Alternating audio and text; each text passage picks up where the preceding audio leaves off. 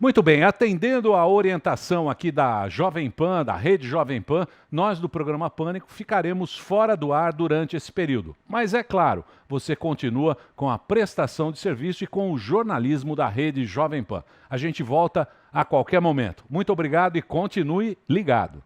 Caro ouvinte da PAN, a gente está aqui com alguém que dispensa maiores apresentações, Olavo de Carvalho, o maior pensador da história da cultura brasileira de todos os tempos.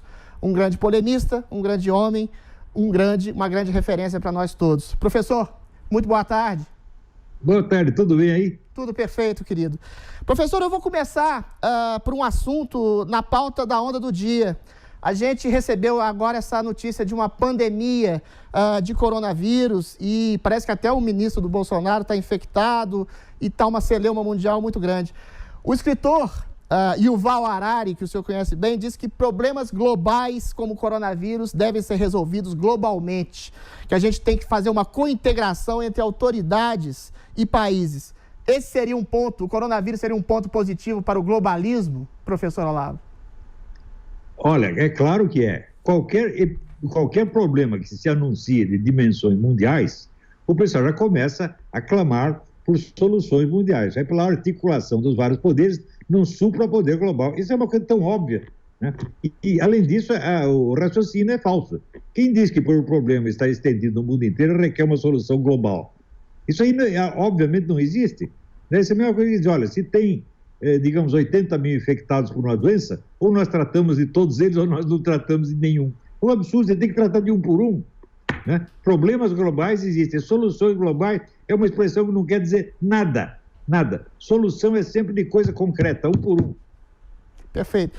Professor, a gente vai começar por um perfil pessoal seu. O senhor disse aos 43 anos que o senhor cessou de ser um problema para si mesmo e começou a tratar de questões objetivas. Nesse mesmo momento foi quando o senhor começou a escrever sua obra filosófica. Eu queria saber do senhor, em termos gerais, qual era o problema Olavo de Carvalho e o que se tornou a solução Olavo de Carvalho, e se o senhor não tem mais nenhum tipo de problema pessoal, como o senhor disse que tinha quando cessou aos 43 anos? Não, aos 43 anos, eu me lembro como se fosse hoje. Eu estava fazendo a barba, eu olhei no espelho e, de repente, eu me toquei. Falei, pô, eu já sei tudo a meu respeito. Quer dizer, eu já enchi meu próprio saco, eu não sou mais assunto. Agora eu vou pensar em outra coisa. E a partir daí eu comecei a escrever meus livros e acho que comecei a fazer alguma contribuição efetiva. Até lá, tudo que eu fiz era apenas aprendizado ou servicinho profissional. Então, o que é que eu tenho escrito antes dos 43 anos é bom para jogar fora.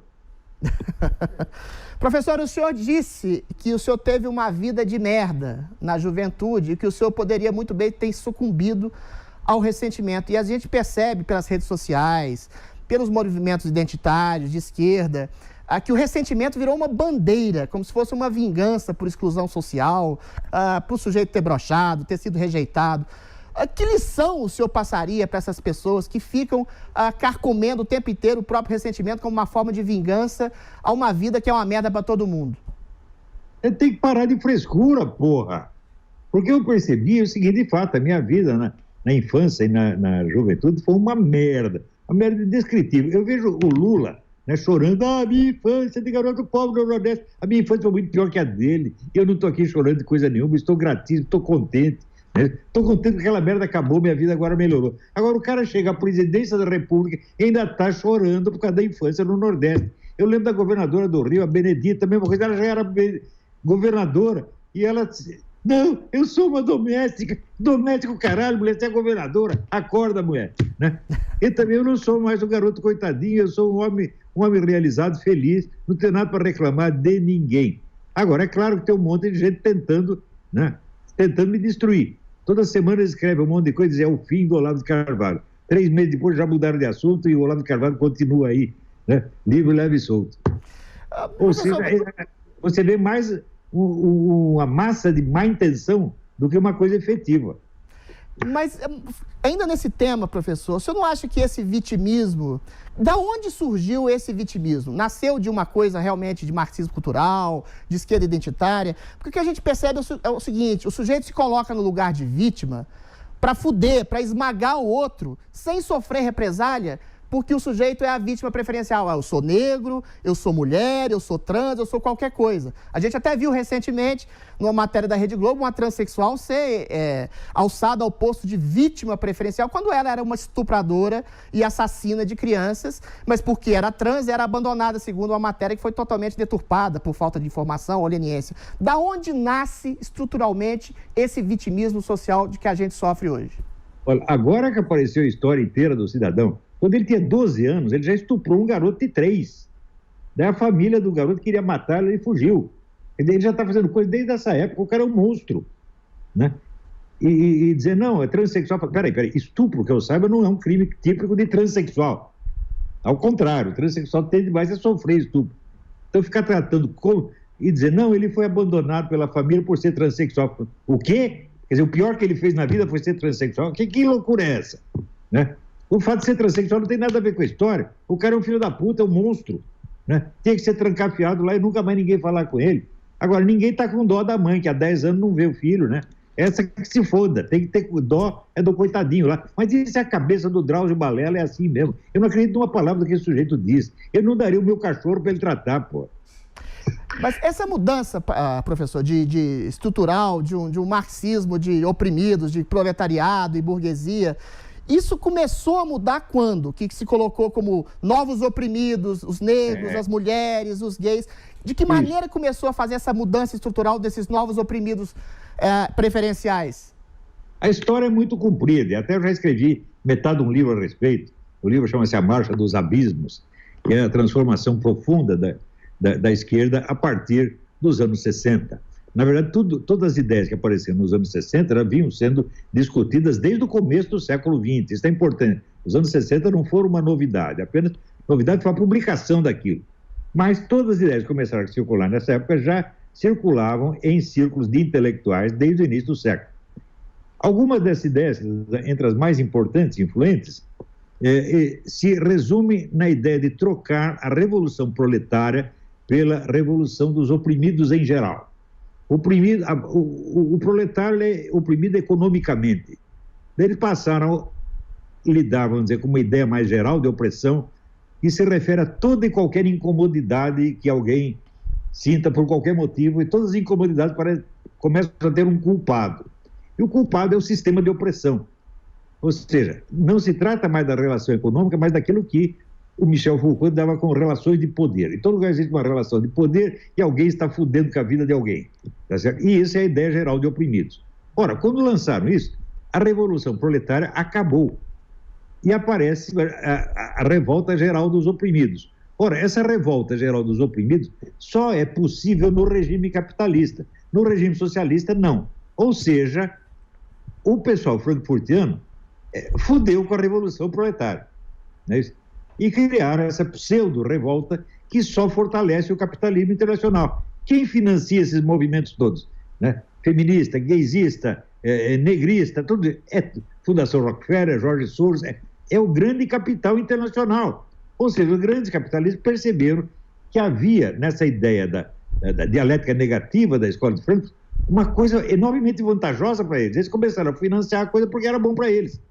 Ou seja, quando que por esse meio dessas revoltas dos oprimidos em geral vai se realizar o socialismo? Nunca! Vai se fortalecer cada vez mais o capitalismo monopolista, que é o objetivo de todos eles. Então, a esquerda hoje trabalha para o capitalismo monopolista internacional. Eu já disse isso no meu livro Jardim das Aflições, que é de 1995. Já tinha dito antes também no meu livro A Nova Era da Revolução Cultural, que é de 1993. E daí aparece essa besta quadrada, esse analfabeto desse João César de Castro Rocha, que, eu sou formado em Stanford, estudei na puta que eu pariu, e dizer, não, toda a guerra cultural bolsonarista é baseada no livro Orville, que descreve a tomada do poder para a implantação da ditadura do proletariado. Mas é uma besta mesmo, meu Deus do céu. É impressionante como é que você tem a cara de pau de não ler nada, não saber porra nenhuma. Veja, esse Orville circulava como coisa mimeografada desde os anos 80. E eu li aquilo, achei um besterol, nunca falei daquilo, e estou explicando a coisa de outra maneira completamente diferente, porque eu estudei um pouco o negócio da escola em Frankfurt, eu tenho uma visão correta disso aí, né? E expliquei, falei, olha, a Revolução Proletária já acabou há muito tempo. O que está havendo agora, quer dizer, é a revolução dos oprimidos, quer dizer, dos incomodados. Quer dizer, a mulher está insatisfeita com o marido, a culpa é da sociedade opressora, né? O sujeito não gosta do sexo em que ele nasceu nesse sexo aqui, mas queria nascer no outro, a culpa é de alguém.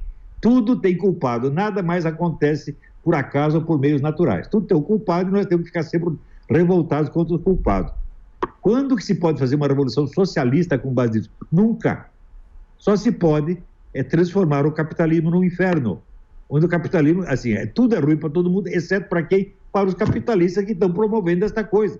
Ou você acha que esse pessoal de Fundação Ford, Fundação Rockefeller, é tudo idiota, é? Será que eles estão financiando essa coisa só para levar desvantagem? Ora, precisa ser muito trouxa. Então a história da Revolução Proletária já acabou. Aí tá vendo o João Sérgio Castro Rocha? Você não entende bosta nenhuma disso, vai para casa, rapaz. Né? Quer dizer, ele diz, inclusive, que as minhas ideias são todas baseadas no Orville.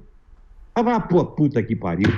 Isso é o contrário do que eu estou dizendo. Eu não estou falando de Revolução Proletária coisa nenhuma. Inclusive, eu sou contra o uso dessa expressão da ditadura do proletariado. Ninguém jamais quis implantar a ditadura do proletariado no Brasil. O que eles quiserem implantar, a esquerda nacional sempre teve uma política fascista, baseada nas ideias do Mihail Manilescu, economista romeno, que era a ideia do nacionalismo protecionista. Você vê, o negócio do fascismo começa no começo do século com a ideia de que o agente da Revolução Mundial não pode ser uma classe social, tem que ser uma nação. Então eles trocam, o fascismo troca a ideia da luta do proletário contra o burguês para a luta da nação proletária contra a nação burguesa. Ora, quem adotou isso? O movimento comunista inteiro adotou isso a partir de 1945. E essa é a política do nosso Partido Comunista, que era aliado do Getúlio Vargas, está sempre ligado com essa conversa anti-imperialista, essa coisa toda. E é assim até hoje. Mas, professor, a esquerda hoje, conceitualmente, é a tradução de um tipo de neocomunismo disfarçado pura e simplesmente? Ou ela é algo mais? O senhor admite a existência de uma esquerda ou é algo que tem que ser destruído? Mas, gente como Lula é comunista? Pode ser considerado como comunista? Olha, depende do sentido que você dá à palavra comunista. Cretinos como esse Marco Antônio Viu e esse outro Bocó aqui, acham assim, que comunista é quem quer a estatização dos meios de produção. Se for nesse sentido, nem Stalin é comunista. Porque está mais que provado que a estatização total dos meios de produção é impossível. Todo mundo já desistiu disso há muito tempo. Tá certo?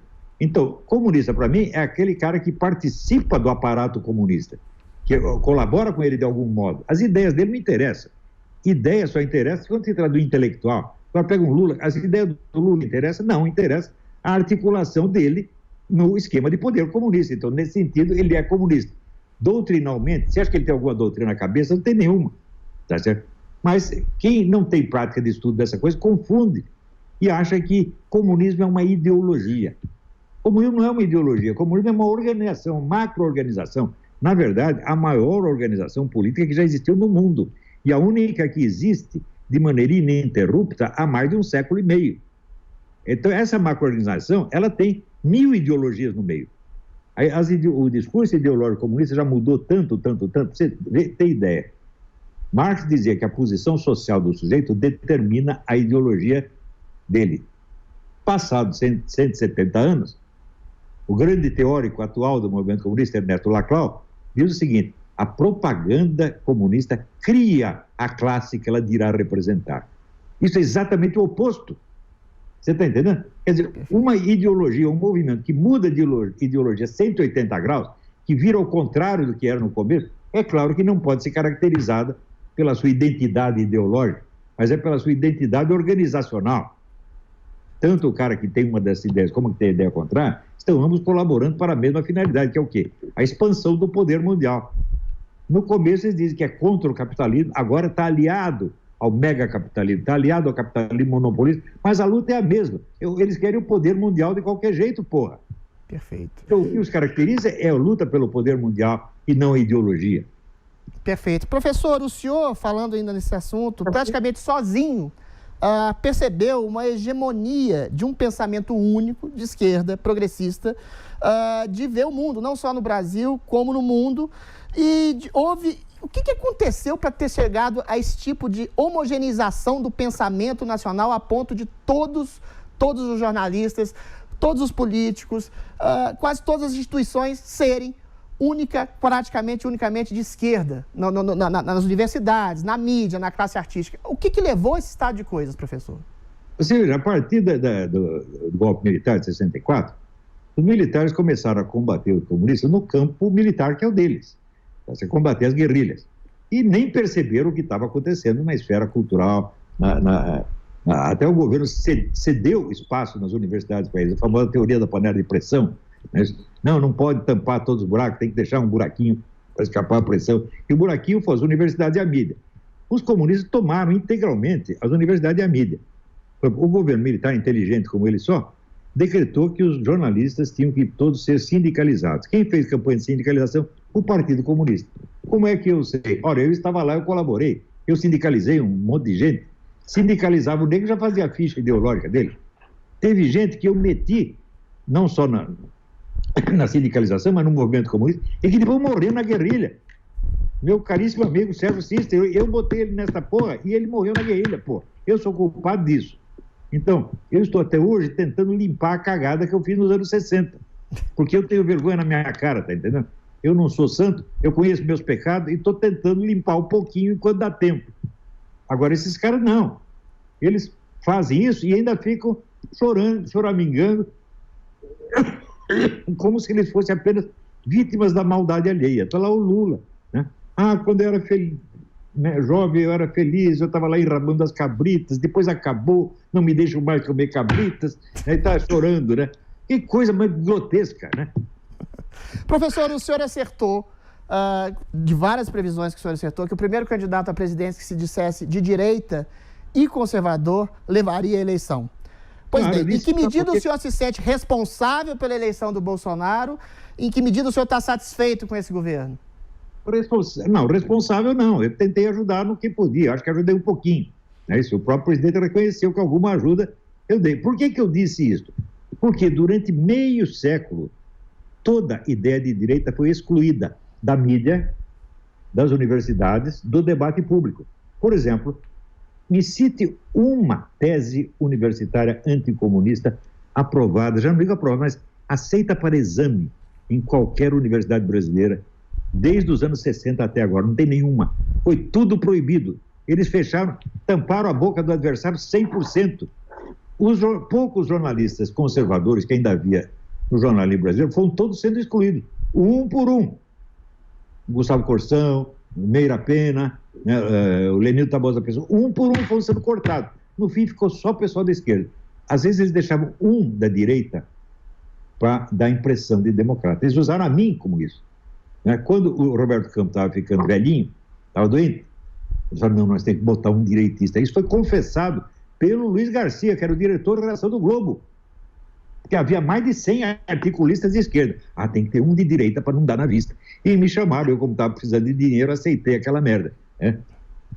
Então, eles dominaram tudo, criaram a ditadura, o controle social absoluto. E agora, eles estão reclamando, fazendo que a vítima disso são eles. O Bolsonaro quer tapar todas as vozes discordantes. Vocês já taparam durante meio século, seus filhos da puta. Professor, muita gente, sobretudo esses liberais limpinhos, louvam aquilo que chama de governo técnico do presidente Bolsonaro, o Guedes, o Tarcísio, o Moro, e tem ojeriza, pavor, tanto da figura do Bolsonaro e da chamada ala ideológica que dizem ser atribuída ao senhor. O senhor assume essa ala ideológica, capitanear essa ala ideológica, e por que essa ojeriza dessa ala ideológica por essas pessoas? Isso aí é tudo, metade desonestidade, metade analfabetismo. Porque é óbvio que esse isentismo tecnológico, ele inicia uma ideologia. Aliás, é a ideologia positivista, meu Deus do céu. Isso é conhecido desde o século XIX. Né? Quer dizer, Augusto Comte queria banir a discussão política e criar um governo tecnocrático, só põe técnicos. Mas isso é uma ideologia, é a ideologia da classe tecnológica, é óbvio. Ora, o governo militar foi assim, era um governo tecnocrático, não tinha debate político. Chamava os técnicos e os milicos junto com os técnicos resolviam tudo. Isto é claro que é uma ideologia, era a ideologia deles, era o governo deles. E agora querem fazer a mesma coisa. Claro que isso não vai funcionar, toda essa discussão é falsa, todo esse pessoal é ideológico. Veja, política sem ideologia, meu filho, é jogo de futebol sem bola, pô. Perfeito. Não existe isso. Pela primeira vez, Olavo, existe a possibilidade de estar, nesse fim de semana, inclusive, uma manifestação legítima, orgânica, popular, contra aquilo que a gente chama de maus congressistas, contra uma tradição de um Congresso que chantageia o governo executivo durante décadas, contra o mensalão, eu lembro aqui do loteamento de cargos. Isso tudo cessou nesse governo Bolsonaro. E aí, quando o Bolsonaro convoca ou endossa uma manifestação pública popular contra esse tipo de chantagem, que o Congresso, pela primeira vez, está sendo acuado de alguma forma e pressionado pelo povo, que é uma coisa legítima, essas pessoas dessas instituições dizem que o Bolsonaro está tramando um golpe. O senhor não acha que é um amadurecimento, pela primeira vez o brasileiro, que sempre votou pessimamente mal para o Congresso, perceber que o Congresso também é uma parte do governo e que o governo tem legitimamente a chance, a possibilidade de atacar maus congressistas? Porque o senhor acha que isso é má vontade de uma mídia ou de pessoas ligadas às instituições, ou é mau caratismo mesmo? É as duas coisas. Agora, você veja, a classe política brasileira, ela acha que instituições democráticas é o governo delas. Elas mandam no país, elas não têm satisfação a dar para ninguém. O eleitor só tem uma função, votar no cara. Vota e depois ficar quieto. Não me enche mais o saco, deixa eu fazer o que eu quiser. Né? Então, eu vou lá, eu desenho verbas para mim mesmo. Né? A corrupção do Congresso é arquiconhecida desde os anos 70, tá certo? Metade de quem está lá é tudo ladrão, nós conhecemos. Né? Agora, eles não aceitam a pressão popular. Por quê? Você veja, o Brasil é um país de maioria conservadora. Isso foi demonstrado, pesquisa atrás de pesquisa. A própria Folha fez um monte de pesquisa. Então, era 60% a 70% da opinião brasileira conservadora. Mas como é que num país maciçamente conservador, você não tem um partido conservador, você não tem um jornal conservador, você não tem um canal de TV conservador, você não tem uma universidade conservadora? Porra! A opinião conservadora foi totalmente banida durante 50 anos.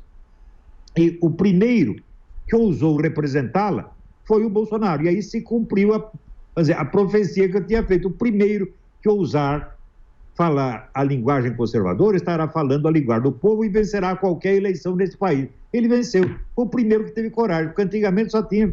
Veja, o próprio Lula disse, nós que criamos, eu e o Zé Serra criamos um novo estilo de fazer política. Era assim, é PT e PSDB. Né? Era petista e tucano, comunista e tucano, que é mais ou menos a mesma bosta, tá entendendo? E ficou isso aí durante 50 anos. Um dia o povo se encheu o saco e quando apareceu alguém falando a linguagem dele, todo mundo votou nele. Só que esse pessoal não está preparado para isso. Sabe por quê? A mídia brasileira, soma a tiragem de todos os jornais e grandes revistas brasileiras, você não alcança 1% da população. Isso significa que a mídia só fala para a própria elite. É a voz da elite falando na orelha da elite. E eles se convencem de todas as suas próprias besteiras, se hipnotizam. E ignoram o povo completamente. De repente o povo começou a falar, eles estão aterrorizados. Perfeito. Professor Olavo, o senhor sempre disse, falando da mídia, né, que ela é em larga medida ocupada por partidários e gente de esquerda. Isso impede, de fato, a busca plural de uma manifestação da verdade. Quando você tem conservadores ou gente de esquerda dentro de um jornal, você pode até perceber um tipo de jogo dialético na busca dessa verdade. Primeiro, o senhor admite pessoas de esquerda dentro da mídia e dentro da cultura, dentro das classes artísticas, ou você acha que tem que ser extinta? Segunda pergunta, há possibilidade de reforma dessa mídia brasileira ou ela tem que ser atacada de maneira ostensiva? Olha, eu não sei a solução do problema, mas tal como eu descrevo, eu já escrevi 1000 vezes que o normal em qualquer país é você ter uma esquerda e uma direita, aí você tem um confronto. Isso é normal no mundo inteiro, porra. Mas no Brasil é proibido. No Brasil não pode. No Brasil, um direitista abriu a boca, ele já denunciou. Não, ele está querendo calar as vozes opostas. Um sujeito reclamando, né, ele já vira o ditador, o opressor. Agora, eles quando oprimem todo mundo, quando tapa a boca todo mundo, aí isso é a democracia. Esse pessoal é de uma mendacidade, uma falsidade absolutamente nojenta e criminosa. São todos mentalidades criminosas. Todos esses. Professor, o senhor é acusado muitas vezes de irascível, debochado, vulgar em suas redes sociais. O senhor mesmo já disse que é fundamental e importante na sua obra são os seus livros, dos quais eu tenho verdadeira admiração.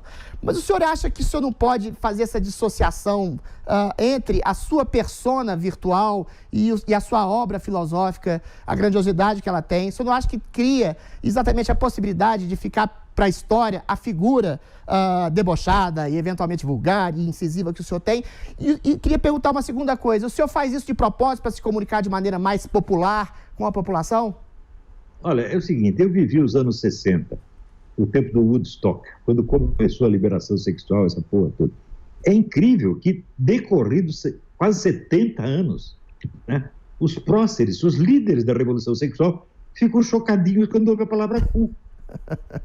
Quer dizer, eles podem, assim, eles lá no carnaval estão todos lá passando a mão na bunda uns dos outros, comendo uns aos outros no público, mas se fala cu, eles, ai, que horror! Ai, linguagem de baixo calão. Pô, tudo isso aí é hipocrisia, isso é falso, eu vou levar a sério essa gente, que vamos toda merda, pô. Em relação exatamente a esse tipo de vulgaridade, entre aspas, que atacam tanto o senhor, isso é atacado, sobretudo, no presidente Bolsonaro, que se referiu ao eventual furo de uma jornalista ou a persona bastante popularesca. E aí dizem que ele está atacando todas as mulheres, toda a imprensa. Mais uma vez, isso é uma distorção intencional ou é disfunção cognitiva, vulgo burrice mesmo, ou é chatice do politicamente correto? É claro, em primeiro lugar, eu respondo pelas minhas piadas, não pela do presidente. Né? As minhas piadas, se ele disser que é vulgar, ele mostra que ele não sabe ler. Porque eu uso todos esses termos, mas os uso de maneira literariamente engenhosa, que eles não sabem fazer e eles não entendem. Você é um poeta, você sabe escrever, você sabe que eu estou dizendo a verdade. Perfeito. Não há vulgaridade no meu modo de usar as coisas. Ao contrário, há um engenho artístico do que muito me orgulha. Quando eu invento esses apelidos, essa coisa, eu sou um tremendo inventor de apelidos, né? Isso é uma arte, né? E o meu uso dos palavrões também é a arte que já aprendi desde Joaquim Maria Manuel Barbosa do Bocar, né? Perfeito. Mas em relação ao Bolsonaro, Olavo, eu queria insistir. Quando ele ataca a figura de uma jornalista que, eventualmente, fez uma matéria de alguma forma deturpada sobre o Bolsonaro, que está lá no próprio desmentido da Folha de São Paulo, que foram várias as campanhas, vários os políticos que lançaram disparos de WhatsApp com fake news. Não somente o Bolsonaro, ou todos eles, enfim.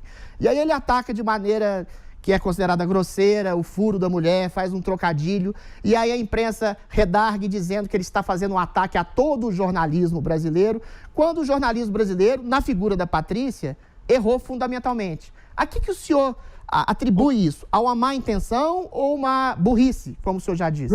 O jornalismo brasileiro está todo do lado da Patrícia, porque eles vivem disso. Você vê, eu mesmo, quantas páginas já se escreveram de mentiras grossas, mentiras criminosas contra mim? Mais de 100 mil. Isso circula no Brasil e circula no exterior. Circula em 15 línguas. Né? Eu não tenho a menor condição de defesa contra isso. E o pessoal que faz isso, que é um negócio, um empreendimento bilionário, monstruoso, se faz de coitadinho. Se eu mando um desses tomar no cu, a violência é minha. O que é isso, porra? Isso é total inversão da realidade. A quem estão querendo enganar? No começo enganava, agora não engana mais ninguém. Por exemplo, há 30 anos estão anunciando o fim do Olavo de Carvalho. O Olavo de Carvalho está cada vez vendendo mais livro, cada vez faz mais sucesso. Todos achavam que ia acabar comigo em 2 peidos, tá entendendo? Estão lá cheirando peido até hoje.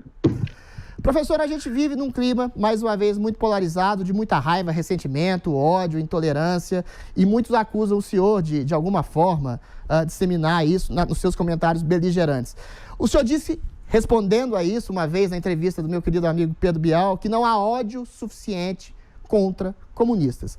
Mas note bem, alguns intelectuais brasileiros, aliás, a maioria deles, nem sabem a origem do seu pensamento, nem se reconhecem, talvez nem se saibam comunistas ou criptocomunistas ou globalistas. Não seria talvez mais prudente educá-los de maneira um pouquinho mais cordial? Ou o senhor acha que tem que manter essa postura incisiva e atacar a burrice alheia sempre? Ora, os que querem ser educados polidamente, se inscrevem no meu curso. E estão contentes com o curso. Ou leem os meus livros. Agora, se o cara quer inventar historinha contra mim na mídia, recebe a resposta que merece. Eu não vou responder educadamente a pessoas que divulgam coisa assim que o Olavo fez uma ameaça à mão armada para os próprios filhos. Eu não posso responder educadamente uma coisa dessa, tem que mandar tomar no cu. É a coisa mais educada que eu posso responder, é isso. Esse pessoal inventa coisas contra mim que é um absurdo. Não está aguentando agora esse idiota desse cara dizendo que tudo que eu fiz é baseado no Orville? Né? Quer dizer, como se eu fosse um membro do aparato militar brasileiro que está, né, lutando contra a ditadura do proletariado. O que é isso, pô? Como é que eu vou responder educadamente a um cara que vem com essa presunção de universitário para dizer essa coisa quando o cara não sabe fazer uma pesquisinha de ginásio? Como o Orville, veja, o meu livro de 1993, A Nova Era da Revolução Cultural, vendeu a sua primeira edição no primeiro dia. E depois teve outras edições. Fez um sucesso engraçado. Eu fiz conferências sobre aquilo em tudo até a instituição militar brasileira. E como é que o negócio foi baseado no Orville? Porra, que ninguém leu, caralho. Quer dizer, ele não sabe fazer a pesquisa. Veja, o general Sérgio Augusto de Avelar Coutinho escreveu 2 livros importantes sobre a Revolução Gramsciana. Ele não cita, ele fica falando do Orville. Quer dizer, ele não pesquisou nada, ele não sabe nem as obras das quais ele está falando. Isso aí, num ginásio, o cara deveria ser reprovado, não sabe fazer pesquisa. E tá aí, eu sou professor, não sei do que, sou formado em Stanford. O Brasil é só isso, é só vigarice. A vida intelectual na Universidade Brasileira é só vigarice. Você não vê, por exemplo, um cara debater seriamente os meus livros. Ele pega assim uma frasezinha que eu soltei lá no Facebook, uma piadinha do Facebook, né? Ou às vezes uma noticinha que eu reproduzi em algum lugar, e vai discutir isso. Os caras estão discutindo o negócio da Pepsi Cola até hoje. Eu li no jornal que a Pepsi Cola estava usando lá feto para fazer adoçante. Botei isso, nossa senhora, estão discutindo até hoje, só que foi comprovado o que eu disse, né? Estava usando mesmo. Não no adoçante, mas na pesquisa do adoçante, matava os fetos para fazer adoçante, né? Para testar adoçante. Então, apesar de ter sido comprovado, os caras até hoje falam, o Olavo é a obra da Pepsi. É o supremo argumento no Brasil. Quer dizer, é só sacanagem, é só vigarice, porra. Agora, eu afirmo a você, as universidades brasileiras, na sua totalidade, não formaram intelectuais capazes no número e na qualidade que eu formei. Você pega esse pessoal, por exemplo, do Instituto Borborema, ou pega você mesmo, né? Quantos desses a universidade brasileira formou com todo o dinheiro que rouba da população brasileira? Rouba ou em mensalidades ou em impostos. Eu afirmo, a universidade brasileira é uma instituição criminosa que destruiu a nossa educação, só forma analfabetos funcionais e cria, no ensino secundário, cria os alunos que tiram todo ano os últimos lugares nos testes internacionais. Isso é organização criminosa. Não tem mais que ter paciência com essa gente. Eu vou discutir democraticamente com o ladrão. A mão armada quer me assaltar e eu vou debater o que é diferença da nossa interpretação do Código Penal. Que é isso? Professor, o senhor falou dos seus alunos, da formação de uma alta cultura vindoura, baseada no ideário filosófico maior. O senhor está orgulhoso dos seus alunos que compõem o governo Bolsonaro? O senhor está orgulhoso, por exemplo, do Abraham Weintraub? Acha que ele está fazendo um bom trabalho? Olha, eu não sei há quanto tempo o Abraham Weintraub é meu aluno. Eu sei que ele se inscreveu no curso, mas foi recentemente. Eu não me considero responsável pelas ideias dele. As ideias dele são mérito dele, tá certo? E eu, de fato, não tenho condição de avaliar o trabalho dele, porque para isso eu precisaria conhecer a estrutura profunda do Ministério da Educação, coisa que eu não conheço. Tá certo? Então, falar para mim, qual é a solução para a educação no Brasil? Eu sei a solução para a educação dos meus alunos. Eu nunca ofereço macro-soluções para macro-problemas. Eu só ofereço solução para coisa que eu estou lidando pessoalmente e que eu sei fazer. Aliás, isso falta no Brasil. No Brasil, todo mundo tem solução para todos os macro-problemas, né? Só eu não tenho. Né? Eu estou educando os meus alunos e estou fazendo isso muito bem. Quer saber? Maravilhosamente bem. Os meus resultados são brilhantes. A Universidade Brasileira inteirinha não consegue fazer. A Universidade Brasileira produz cara que nem esse aqui. João César de Castro Rocha. Falante, bocó, metido a falar do que não sabe. É só isso que sai da Universidade Brasileira. Mas, professor, a que se deve esse desastre, esse fracasso, esse baixo nível da educação brasileira, desde o advento do nosso querido Paulo Freire como instituição pessoal máxima? É o socioconstrutivismo? É o esquerdismo? É o marxismo cultural? A que se deve o debacle, o desastre que é a educação brasileira que chega aqui até hoje, até esse momento? O Paulo Freire não conseguiu alfabetizar nem a mulher dele. Nem a mulher dele. Você viu o que ela escreve, está tudo cheio de erro de gramática, ela não sabe escrever. Então, assim, os chineses, primeiro, o homem corrige a si mesmo, depois corrige sua família, depois corrige a rua onde ele mora, depois o bairro, depois a cidade, até chegar no mundo. Mas no Brasil não, já começa pelo mundo. O cara não corrigiu nem a própria mulher, não educou nem o próprio cachorro e já quer resolver o problema do mundo. Então é isso, Paulo Freire é uma bolha de sabão, meu filho. O homem é vazio. Eu mesmo publiquei uma série de depoimentos de ex-colaboradores dele. Todo mundo deles ficaram charlatão. Isso é vigarice, isso é só manipulação, não tem educação nenhuma nesse negócio. Você me mostre um sujeito educado pelo Paulo Freire que chegou a ser alguma coisa na vida intelectual. Não tem nenhum. Agora, pega o Olavo, pega os caras do Olavo educou e vê o que eles estão fazendo. Vai ver o trabalho do Instituto Borborema, vai ver o seu trabalho, né? Vai ver o livro do Ronald Robson, vai ver tudo que são dezenas e dezenas de alunos que estão fazendo um trabalho maravilhoso. Eu estou muito orgulhoso do meu trabalho, eu estou muito orgulhoso dos meus alunos e tenho vergonha da Universidade Brasileira. Então, veja, a opinião da universidade eu não quero saber. USP, enfia sua opinião no cu. O que é que vocês falam? É besteira, porra. Vocês não... Até lá o livro do Paulo Arantes, que confessa que a Faculdade de Filosofia da USP, em 70 anos, não produziu nenhum filósofo. Produziu o quê, então? Produziu historiadores da filosofia. Aqui, historiador da filosofia, para mim é o Giovanni Reale, é o Edward Zeller, é desse tipo. Você não produziu nada, porra. Professor, um tema. Regina Duarte, já que a gente está falando sobre cultura e educação, eu creio que Secretaria de Cultura não produz porra nenhuma. A única coisa que ela faz é fomentar a arte invisível que está dentro do país. A gente sabe que durante muito tempo, durante muitos anos, o que se arroga ser classe artística falava por todos os artistas brasileiros e era uma meia dúzia circunscritas lá, o apartamentinho do Leblon, do Caetano Veloso. O senhor acha que a Regina Duarte tem a possibilidade de falar e dar voz a outros artistas para além dessa classe artística? E outra pergunta, o senhor não acha que a arte e a cultura podem justamente romper os grilhões de uma prisão ideológica? Ou o senhor acredita que nessa guerra cultural que a gente vive existe uma arte de esquerda e uma arte de direita? Não, a arte de direita foi proibida.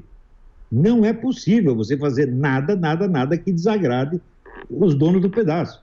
E não é bem que eles são esquerdistas, porque o que eles são de esquerda não é nem isso, é apenas besteira. Então, esse negócio de um ficar enfiando o dedo no cu do outro, você acha que isso é esquerdismo? Porra, você pega lá, peça os macaquinhos, né? Porra, isso aí é esquerdismo? Que caralho de esquerdismo é esse? Isso aí, você está trabalhando para o grande capital internacional. Por quê? A ideia é o seguinte, você vai demolir todas as instituições e valores culturais, morais, religiosos, jurídicos, etc. Sobra o quê para dirigir a sociedade? A economia. Então a economia se torna a única força dominante. E isso é bom para quê? Para quem tem a economia na mão, porra. Então hoje você pega um cara como esse, Elon Musk, ou esse cara qualquer mega empresário, o que ele fala é lei. O cara é um profeta de Deus, porra. É isso que manda na sociedade hoje. As mega empresas criam a moral, criam os costumes, criam o certo e errado, criam as regras de linguagem. Elas impõem tudo isso pelo poder do dinheiro. E não há mais como reagir. Por quê? Porque todas as instituições que não eram de origem econômica, a igreja, a escola, o ensino, a arte, foram tudo destruído e posta a serviço disso. E quem fez isso? A porra da esquerda. A esquerda é a força-tarefa, tá certo? Do capitalismo monopolista internacional. É isso que ela é. Trabalha para isso. Quem deu os instrumentos para isso? A porra da escola de Frankfurt. Agora, vem esse idiota desse João Célio dizer que não é tudo... a guerra cultural bolsonarista é contra a ditadura proletária. A ditadura proletária é do seu cu, rapaz. Porra, para de falar besteira. Tem ditadura proletária nenhum, tem ditadura do mega capitalismo internacional. Né? Por que você acha... Veja, o Lula, na mesma semana, ele foi homenageado no Fórum Econômico de Davos pela sua adesão ao capitalismo e no Fórum Social Mundial pela sua fidelidade ao comunismo. Na mesma semana. O que você acha disso? Os caras entendem que é a mesma coisa, porra. Quer dizer, o esquema comunista hoje está a nosso serviço. Nos anos 60 eles inventaram aquele negócio. O sexo anal derruba o capital. Todo mundo começou a dar o rabo para derrubar o capital. Né? Estourou tudo quanto é cu no universo e o capital ficou cada vez mais forte. Porra! E os caras ainda não perceberam. Falaram, esse negócio de dar o cu não resolve nada. Ainda não perceberam. Porra! Professor, Regina Duarte, o senhor acha que ela tem um papel a fazer aí? Parece que o senhor tem feito críticas bastante acerbas a ela. O senhor acha que ela pode alargar esse conceito de classe artística e dar visibilidade a quem não tem? Como é que o senhor avalia essa nesse princípio de gestão? O senhor não acha muito prematuro criticá-la de maneira tão agressiva já? Não, eu que estou criticando, ela que chegou lá dizendo, não, nós temos que tirar essa ala ideológica. A ala ideológica bolsonarista, a mulher tá gagá, pô. Não, facção, tem que tirar a facção. Facção é a puta que pariu, mulher. Para com isso, que besteira. Ela veio procurar diálogo comigo. Veja, eu a recomendei. Eu vou confessar a verdade. O presidente me deu a honra de me perguntar o que eu achava dela. Eu disse, não, eu acho que ela é uma boa pessoa, etc. Mas eu recomendei a desgraçada. E ela estava dizendo que eu estou tentando tirar o cargo dela. Não, filha da puta, eu ajudei a dar o cargo para você. Só que você não sabe nada, você é que nem esse João César. Não sabe de bosta nenhuma e sai falando do que não sabe. Perfeito. Professor, como é que anda a sua saúde, professor? O senhor teve uns piripaques ultimamente. O senhor parou de fumar? O senhor está comendo direito? Olha, em primeiro lugar, o pessoal, não, ele teve um problema no pulmão, tá vendo? Foi o cigarro, blá, blá, blá. Porra, eu nasci com esse problema pra caralho. Eu nasci com um tumor atrás da traqueia. Eu tenho 20 anos antes de eu começar a fumar, já tinha essa bosta. E esse tumor ficou lá quietinho durante esse tempo todo, só que ficou raspando. Um dia ele quebrou a traqueia. Daí eu tive que ir para o hospital. Eles me abriram um puta de um buraco nas costas, puxaram o pulmão para fora, tiraram o tumor, costuraram a traqueia, deram um jeito. Bom, depois disso eu tive várias consequências, porque eu fiquei 30 dias no hospital, com as costas abertas, rapaz. Você sabe o que é? Brincadeira isso? Então teve consequências. Algumas dessas deram problemas depois, mas agora eu estou bom. Isso não tem bosta nenhuma a ver com cigarro. Agora, depois que o médico me instalou um stent, que é aquela molinha, daí ele falou, pô, agora tu tem que parar de fumar pelo seguinte, porque a fumaça cria uma espécie de cola em volta dessa molinha, e aí você morre. Falei, tá bom, então nós para. Isso para mim não é problema nenhum, fumar. Sempre de fumar é frescura, pô. A gente fuma não é porque precisa. É história de síndrome de abstinência, é tudo viadagem, né? Não existe nada disso, é frescura. Então, pô, não pode fumar, a gente não fuma, qual é o problema? Professor, o senhor fez uma série de comentários sobre a questão da terra plana. Muitos o acusam de terraplanista. Eu percebi que o senhor estava questionando exatamente a origem inicial das crenças das pessoas, inclusive nas crenças da ciência. Eu queria perguntar para o senhor é terraplanista e qual que o senhor vê, se o senhor vê algum tipo de exagero nesse cientificismo moderno? E você acha que eu sei o formato da Terra? Eu afirmo categoricamente. A Terra é chata. Ninguém sabe a porra do formato da Terra. Ninguém sabe. Né? Então você tem que investigar. Então os caras sugerem uma hipótese, sugerem a outra e vai tendo confronto da hipótese. E como dizia Santo Tomás de Aquino, na verdade é filha do tempo. Isso quer dizer que dentro de apenas 2 ou 3 séculos nós teremos a resposta a essa pergunta. Mas o Galileu, o Copérnico já não provaram isso, professor? Não? Puta que pariu, puta merda. Não provaram bosta nenhuma. Até hoje, veja, o negócio do modelo geocêntrico, heliocêntrico, até hoje está em discussão. Né? Leia o livro Robert Sungenis, Galileu was wrong. Né? Olha, é um livro de quase 1000 páginas, quer dizer, argumentação científica arrasadora em favor do geocentrismo. Né? Então, eu não sei se eu vou resolver essa questão. É que nem os caras perguntaram para mim, você acha que o mandato do Papa é legítimo? Eu digo, se a igreja depender de mim para resolver essa questão, ela está fodida, pô. Porque eu não sei. Agora, os outros caras que estão falando também não sabem. Só que eu, quando não sei o negócio, eu aceito uma hipótese, aceito a outra e digo, olha, não tem solução, vamos ter que esperar. E o negócio terraplanismo é a mesma coisa. Eu pensei, aparece esse cidadão, esse Jay Nolan, e tira essas fotografias infravermelho, assim, a 10 mil quilômetros de distância, e você só vê o território plano. O que eu vou responder a isso? Você tem resposta? Ninguém tem, eu também não tenho. Isso quer dizer que a Terra é inteirinha plana? Fala, não, mas aquele pedaço que ele filmou é plano. E o resto como é que é? Não sei, porra. Mas no Brasil, ninguém tem o direito de não saber alguma coisa. Todo mundo tem de ter opinião definitiva sobre alguma coisa e sair peidando opinião definitiva, com um ar de certeza maravilhoso, né? Porra, é incrível, Professor, qual que é a importância, volto a dizer, de uma alta cultura, de uma grande arte para a formação de uma nação? Por quê? Por que cargas d'água o Brasil perdeu isso? Hoje parece que aparentemente a gente não tem grandes escritores, a gente não tem grandes artistas. E qual que é a importância também de uma arte popular ou popularesca? O senhor já falou que curtiu Mamonas Assassinas, curte Beethoven, o senhor curte uma Anitta também. E a formação, a importância de uma alta cultura para a formação de uma nação brasileira? O Mamonas Assassinas, eu tomei conhecimento deles do dia que eles morreram, que a minha filha Leila veio me acordar chorando. Pai, os Mamonas Assassinas morreram. Mamonas Assassinas. Ela me falou, eu saí para comprar o disquinho para ela, toquei, achei maravilhoso aquilo. Negócio de rolar de dar risada, muito inventivo, é bom pra caramba, né? Agora, ver os moralistas não gostam, evidentemente, né? O Brasil está cheio de moralista idiota também. Professor, ainda falando sobre arte e cultura, a gente sabe realmente que a Secretaria de Cultura, antes capitaneada pelo Alvim, antes capitaneada pela esquerda nos governos da Dilma, do Michel Temer, sempre privilegiaram obras de esquerda. Eu queria insistir na pergunta: a arte não é exatamente o momento de se libertar de prisões ideológicas de direita e de esquerda e mais? Por exemplo, o governo Dilma financiou um filme sobre o terrorista assassino Marighella, dizendo inclusive que ele era preto, que ele era branco, ou seja, amplamente mentiroso. Mas quando o Bolsonaro também não fala que o general Ustra também era um homem bom, ele não está também reescrevendo a história como a esquerda faz, ou não? Peraí. Os caras acusam o general Ustra de ser torturador. Sim. Ele não tem o direito de dizer não sou.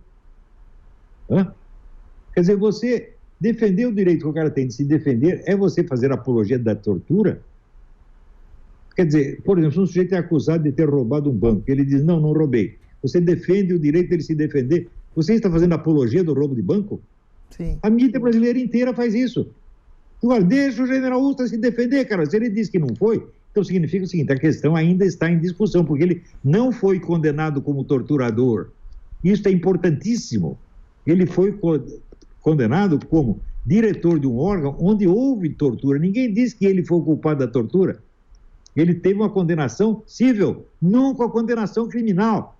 Então a mídia inteira mente, é empulhação.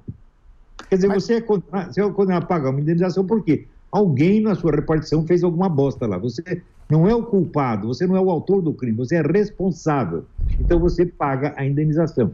Isso não o torna culpado de nada. Ou seja, até hoje não está provado que o Ustra é torturador ou que ele não é. Está em discussão, só que no Brasil é proibido discutir, pô. Sim, mas a esquerda fala a mesma coisa do Marighella. Ele era um herói lutando contra o sistema opressor, quando todo mundo sabe que ele era um assassino, frio, calculista. Esse tipo de... Esse paralelo não pode ser feito? Não, porque o Marighella jamais disse, não sou guerrilheiro. Ele dizia que era. Ao contrário, ele assumia, sou guerrilheiro, matei, tem que matar. É muito diferente do Ustra que diz, não matei ninguém. Não há um paralelo, é exatamente o oposto. Então, o Marighella se orgulha dos seus crimes. E o Marighella, na verdade, Marighella era um bunda, rapaz. No dia em que se divulgou o discurso do Khrushchev contando os crimes do Stalin, o Marighella teve crise de nervos, teve que ser internado. É um fracote, rapaz. É um bunda, sempre foi. Não era má pessoa, não. Eu conheci o Paulo Mercadante, que é meu amigo, foi o melhor amigo dele. Ele diz, não, o Marighella nunca foi uma pessoa. Mas dizer que era um homem valente, não. Se não tem coragem moral, não tem coragem física, pô. Mandar matar os outros, não é coragem nenhuma. Professor, a gente vê um documentário escandalosamente mentiroso, como o da Petra Costa, alterando a história nacional para enaltecer um partido que foi o artífice do maior esquema de corrupção da história da humanidade. A gente vê o Lula ganhar título de cidadão honorário de Paris, ser recebido pelo Papa com pompa e circunstância para atacar os pecados dos outros. Isso tudo é sintoma de um globalismo. Como é que você reage a esse tipo de mentira em escala global? O que é esse tipo de mentira em escala global? O país que elege presidente o estuprador de cabrita, espera acontecer o quê? O sujeito é obviamente um doente mental. Se a gente ter relação sexual com a cabrita, ele não é bom da cabeça, pô. Você não pode botar um cara desse na Câmara de Vereadores de Catolé do Rocha. Agora você põe isso na presidência, depois acontece essa merda toda. Ele roubou não sei quantos trilhões. Você esperava que ele fizesse o quê? Ele foi eleito para isto. O Lula não foi eleito para implantar o socialismo no Brasil, mas ao contrário, para tirar dinheiro do capitalismo brasileiro, para salvar o movimento comunista no resto da América Latina, que é exatamente o que ele fez. Os caras dizem isso. Veja, o pessoal das Farc mandou, no 15º aniversário do Foro de São Paulo, o pessoal das Farc mandou uma mensagem para o Lula dizendo, você salvou o comunismo no continente. Salvou mesmo com o dinheiro brasileiro, porra. Essa era a função dele, não foi implantar o socialismo, coisa nenhuma. Se implantar o socialismo, o Brasil também estaria falido naquela época. Então tinha que fazer progredir um pouco o capitalismo para dar dinheiro para os caras das putas. Foi o que ele fez. Os comunistas deviam fazer uma estátua para o Lula. Ele foi o maior líder comunista que houve no continente latino-americano. O Fidel Castro, perto dele, é um bundinha. O Fidel Castro fez comunismo num negocinho desse tamanho. Ele salvou o comunismo no continente inteiro. O Fidel Castro tinha que chupar a pica dele, pô. Mas a questão que eu coloco para o senhor é de uma narrativa global ou globalista que encampa um tipo de mentira transnacional. A gente vê o documentário da Petra Costa, que eu já citei aqui, falando para 170 países, através da Netflix, que o PT foi mais uma vítima de um sistema muito maior do que ele, de corrupção. A gente vê o Papa recebendo, a gente vê o Lula ganhando no exterior prêmios absolutos.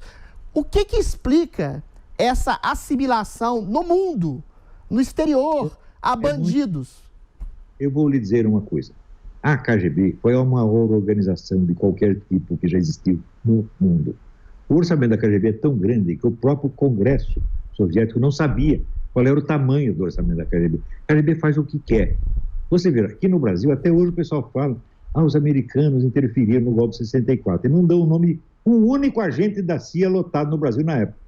Veja, daí aparece um livro do Mauro Abranches, dando o nome de 3.000 agentes da KGB que estavam no governo. E até hoje todo mundo faz de conta que não tinha KGB nenhum. O poder desta coisa é descomunal. Por exemplo, a KGB dominou o cinema americano a partir dos anos 40, através da escola de roteiristas chefiada por John Howard Lawson, que ensinava aos caras como é que se faz. Não faça filme comunista, você faz um filme normal e tem uma mensagenzinha comunista no meio. Todo filme americano, desde a época, tem isso. Todo. A longo prazo, essas mudanças culturais, os efeitos delas são imperceptíveis no primeiro momento e só se tornam notáveis ao fim de décadas. Como, por exemplo, se você dissesse nos anos 50, 60, olha, daqui meio século será possível criminalizar o cristianismo no Ocidente, exatamente como criminalizaram na União Soviética. Todo mundo ia dizer, não, é mentira. Mas hoje, por toda parte, o cristianismo é criminalizado. Você está entendendo? Como é que foi isso? Foi a mudança cultural profunda que vai preparando o terreno para isso. É uma operação muito lenta e muito sutil. Isso foi coordenado pela KGB mesmo. A documentação sobre isso é imensa. Leia o livro do Christopher Andrew, o grande historiador inglês, já tem 2 livros a esse respeito. Você vai ver a amplitude da ação da KGB no continente. Né? Leia o livro da Diana West, American Betrayal. Você vai ver que no governo russo, falar de infiltração da KGB é eufemismo, porque não era infiltração, aquela era ocupação. Mas, por professor... exemplo, quando formaram a CIA nasce do antigo OSS, Organização de Serviços Secretos, formado durante a guerra. Durante a guerra, a União Soviética era aliada dos Estados Unidos. Então, não se fiscalizava a entrada de comunistas. Quando formaram a CIA, era a antiga OSS, estava cheio de comunistas lá. Quer dizer, a CIA estava lá para favorecer a União Soviética. Por exemplo, a ajuda que os Estados Unidos deram para a União Soviética é um negócio descomunal. Se você pegar tudo que quiser para todos os países aliados da Europa, não dá 1/10 do que deram para a União Soviética, que nunca devolveu um tostão. Perfeito, professor. Foi a mãe da União Soviética. Mas o senhor ainda acha que a KGB é atuante de maneira incisiva? O senhor não acha que existe um esquema, como o senhor mesmo diz, globalista, financiado por metacapitalistas, que inclui um tipo, que incidem num tipo de ideologia pseudo-humanista ou criptocomunista? Como é que atuam essas forças secretas que impõem esse tipo de mentira global em escala mundial? Eu já expliquei isso no meu debate com o professor Dugin, onde eu disse que existem 3 grandes esquemas globalistas. Primeiro, você tem o esquema ocidental, que é o pessoal de Davos, né, todas essas fundações que eu tenho falado, George Soros, o pessoal da Microsoft, toda essa gente aí. Em segundo, você tem o esquema russo-chinês, que é do antigo Partido Comunista. Em terceiro, você tem o esquema islâmico, e também os 3 são mundiais.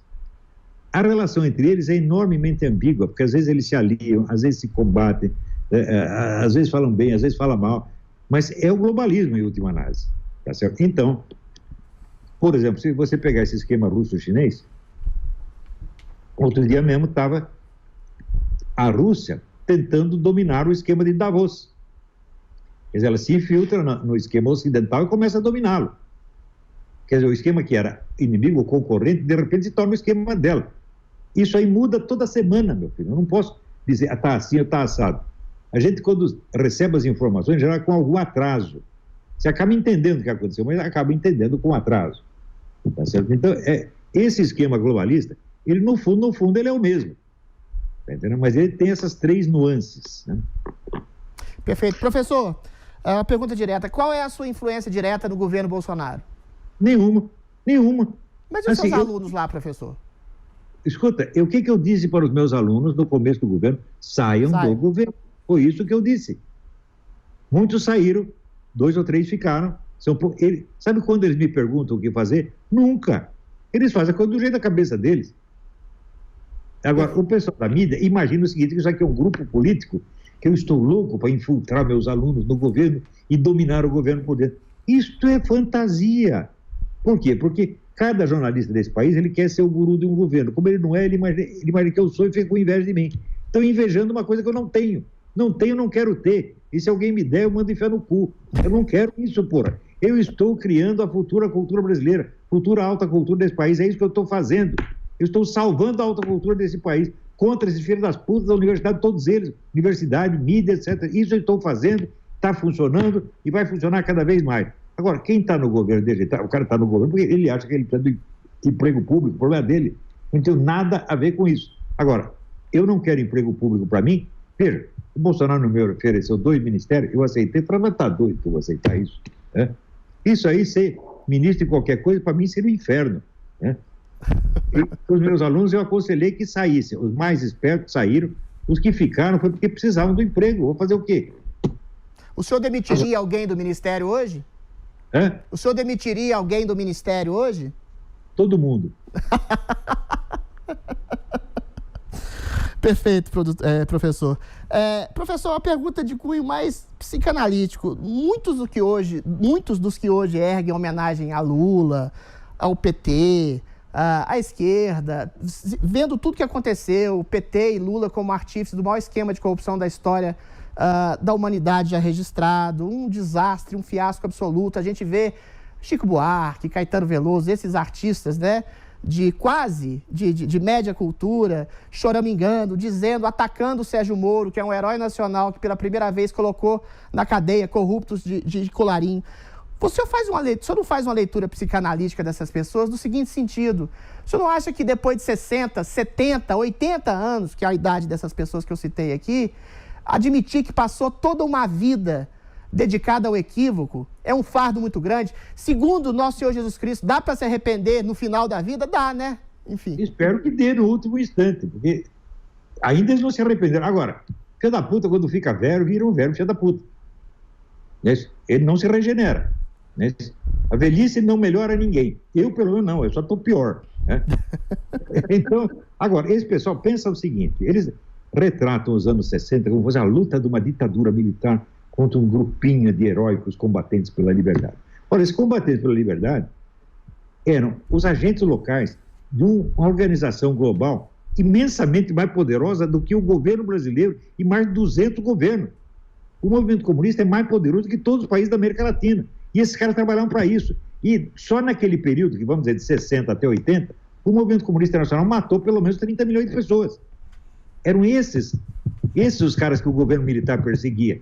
Não era a luta dos homens armados contra os coitadinhos, não. Era a luta de um pequeno governo contra uma macro-organização mundial, da qual todos esses camaradas servem até hoje. E quanto mais crime eles têm na consciência, mais ficam se fazendo de bonzinho. Qual é a necessidade de se auto-beatificar, de se fazer de heróizinho? É justamente porque eles não se aguentam a si mesmos. Eles sabem que são criminosos. Por exemplo, todos os brasileiros que foram exilados em Cuba, todos eles viraram agentes do Serviço Secreto Militar cubano. Quantos cubanos eles mataram a serviço do Fidel Castro? Ninguém investiga isso, né? Professor, perfeito. Diga. Grande parte dos próprios jornalistas e formadores de opinião, conservadores ou liberais, eu não vou citar nomes aqui, porque uns, inclusive, são amigos do senhor, que eram antipetistas, hoje se voltam de maneira muito dura, inclusive, contra o governo Bolsonaro. E é um pouco meio incompreensível, que o governo apresenta realmente bons números da esfera econômica e parece que eles têm uma antipatia do jeito popularesco que eles consideram o Bolsonaro. O senhor acha que depois da derrocada do PT e da esquerda brasileira, o senhor não acha que eles de alguma forma se sentem menosprezados por não terem feito parte da construção de um novo poder, que seria encarnado, por exemplo, num PSDB? Claro, cada um deles queria um carguinho, porra. E o Bolsonaro, malvado, não deu para eles. Deu para uns caras que ninguém conhecia, que não eram nem políticos. Ele foi buscar, sei lá, na empresa privada, na universidade, né? E não deu nada para os caras dos partidos políticos. Eles nunca vão perdoar. Você acha que eles fizeram alguma coisa por patriotismo, né? Não, eles queriam vantagem, queriam subir no governo, porra. Querem mandar, querem... Eles acham natural que a democracia pertence a eles, não ao povo. Isso para eles é assim, é um pensamento natural. O povo que vem dar palpite aqui no nosso negócio, nós somos a democracia, né? Agora, que democracia existe onde as instituições não representam o povo que as criou e que elegeu seus representantes? Isso não é democracia, isso é definição de uma ditadura. E é o que nós temos. Nós temos uma ditadura há mais de meio século, onde o povo não tem chance, onde as opiniões que não são as da elite não têm espaço, não pode se manifestar, não pode nem falar, nem dentro de uma escola você pode falar aquilo. Está 100% proibido. Quer dizer, é um regime de opressão soviética que vigora em todas as escolas. Agora, o pessoal da direita é bobo. Fala, tem doutrinação. Fala, para que doutrinação, rapaz? Se você tapou a boca do outro que ele não pode falar nada, por que você precisa doutriná-lo? Acabar aderindo à única ideia que existe. E pior, os caras faziam isso e ainda falavam mal do discurso único, quando o único discurso único era o deles. Perfeito. Professor, durante muito tempo, eu acho que o senhor vai concordar com isso, a mídia e a classe artística e os intelectuais brasileiros falaram pelo povo. Às vezes com clichês marxistas, diziam ser os porta-vozes da população. Hoje, com as redes sociais, de alguma forma, as pessoas falam por si mesmas. E eu vejo muitos jornalistas intelectuais assustados pela voz popular, que eles acham que são robôs, que é gabinete do ódio. O senhor acha que tem uma crise na inteligência nacional exatamente por perceber que a voz deles não tem nada a ver com a vontade popular? Eu que estou coordenando todos os bolsonaristas para eles falarem mal dos caras, né? Não é isso? É o gabinete do ódio que tem aqui, está instalado em Richmond, na Virgínia, e eu coordeno toda essa bosta. Isso tudo é louco, porra. Eu nunca falo com ninguém. O presidente eu falei, acho que 4 vezes, por telefone, durante 1 minuto. Isso foi tudo, né? O filho dele, Eduardo, esteve aqui 2 vezes, conversei uns 10 minutos com ele. Isso foi tudo, porra. Eu não estou orientando ninguém. Oriento os meus alunos na aquisição da cultura, na formação da nova camada intelectual brasileira, e estou tendo sucesso nisso. Esse pessoal da política não orienta ninguém. O senhor acha que esses intelectuais, eu volto à pergunta de maneira mais clara, ao perceberem que a voz popular, que eles achavam que eram ventrílocos, quando eles percebem que essa voz popular não é a deles e se contrapõe a deles, entram de alguma forma em crise? O ódio deles, o ódio que eles sentem nisso é imensurável, imensurável, porque eles achavam que eles eram o Brasil, eles eram a alma do Brasil. Você vê, na última aula que eu dei, eu estava analisando a letra daquela canção Como Nossos Pais, a canção do Belchior, que era cantada pela Elis Regente. Eu conheci o Belchior naquela época, e ali, pela letra, você vê que é a voz daquele grupinho de esquerda que se considera a alma do Brasil. Os outros, não interessa para eles. É uma conversa assim, uma pequena elite que lambe o seu próprio ego o tempo todo, né? Se você pegar toda a chamada arte popular brasileira, é tudo isto do começo ao fim. Eles desprezam os outros, eles não têm o menor respeito por ninguém, só por eles mesmos. Eles se acham, assim, o beautiful people mesmo, né? E o mais curioso é o seguinte, a grande arte brasileira sempre foi relegada ao segundo plano. O senhor, através do senhor, eu conheci gente como Alberto da Cunha Mello, Bruno Tolentino. O que fez com que o foco de uma grande arte que deveria ser lida por todos se desviasse para figuras que são eventualmente talentosas, mas não chegam aos pés desses que eu citei, como Chico Buarque, Caetano Veloso? O que aconteceu, essa mudança de eixo da cultura brasileira, de uma alta cultura para uma cultura mais ou menos? Porque o grande artista, bicho, um Alberto da Cunha Mello, Bruno Tolentino, né? um Gustavo Corsão, um Gerson Ramos, eles trabalham por si mesmos, eles trabalham na sua solidão, eles sentam na mesa e escrevem, porra. Agora esse pessoal todo trabalha em organização, estão todos organizados. Então, um círculo de interproteção. E é isso que funhanha com tudo, para usar o verbo funhanhar, que a Dilma gostava tanto, né? É isso que destrói tudo, pô. Então, eles destruíram a alta cultura no Brasil. Porque se tinha um cara de talento, vinha 200 sem talento do outro lugar, ocupava todos os espaços, não deixava o cara falar. Foi isso que eles fizeram, porra. Né? Então, agora você só vê, tipo, Chico Buarque e Caetano Veloso, pessoal, de uma mediocridade assim, indescritível, porra. E o senhor percebe, então, que sem uma alta cultura, sem uma grande arte, não há nenhum tipo de nação que possa sobreviver? Mesmo na música popular, o que era a música popular brasileira 50 anos atrás? Era o Dorival Caymmi e Ari Barroso, porra. Caras de altíssimo nível. De repente vem esses bosta que não sabem nem escrever, porra. Começa a dar palpite e viram filósofos, né? Não pode acontecer nada no mundo, né? Sei lá, matar uma raposa no Ártico. Tem que saber a opinião do Caetano Veloso. Pô, não é possível, né? Olavo, para terminar, você passa uma enorme imagem de autoconfiança. Você duvida de si mesmo? Claro, o tempo todo. Mas é óbvio. Só que é o seguinte, o que eu estou falando, eu já examinei. Você vê aqui, você não me verá antes dos 43, 44 anos, dando palpite sobre o assunto público. Eu fiquei quietinho no meu canto, examinando tudo, pensando muito antes de falar. É gozado que no Brasil os caras imaginam o seguinte, que quando eles vêm com uma objeção, eles acham que eu nunca pensei naquela objeção. Outro dia veio um sujeito dizer, você não sabe nada, você tinha que ler As Veias Abertas da América Latina. Eu li As Veias Abertas da América Latina quando eu tinha 17 anos, porra, já pensei essa bosta toda. Né? Quer dizer, tudo que esse pessoal da esquerda disse é o que eu já pensei. Eu uso muito a frase do Goethe, contra nós nada somos mais severos do que contra aqueles erros que nós abandonamos. Esses erros todos já foram meus. Olavo. Eu mudei de ideia me examinando e me criticando. Perfeito. Olavo, pouca gente sabe, aliás, algumas pessoas sabem que o senhor já foi de esquerda. O que aconteceu para essa mudança radical de paradigma, para o senhor se tornar um homem conservador, um homem de direita? E a segunda pergunta para encerrar, o senhor acha legítimo a existência de uma esquerda no Brasil?